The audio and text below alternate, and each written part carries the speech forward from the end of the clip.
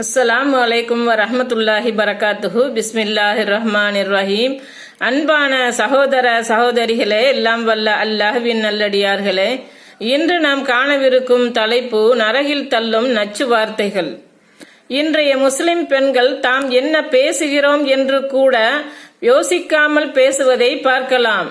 அப்படி பேசக்கூடிய பேச்சுக்களில் பல வார்த்தைகள் அல்லாஹ்வுக்கு இணை வைக்கும் வார்த்தைகளாக இருப்பதை காணலாம். சில காரியங்களை செய்தால் அதனால் தீங்கு ஏற்படும் என்றும் நம்புகின்றனர். குறிப்பிட்ட நேரங்களில் தர்மமோ அல்லது இரவலாக பொருளோ தந்தால் வறுமை ஏற்படும் என்றும் நம்புகின்றனர். இவை சரியா என்பதை பார்ப்போம். அக்கம் பக்கத்து வீட்டுக்காரர்கள் திடீரென்று தமக்கு தேவைப்படும் ஒரு பொருளை கேட்கின்றனர்.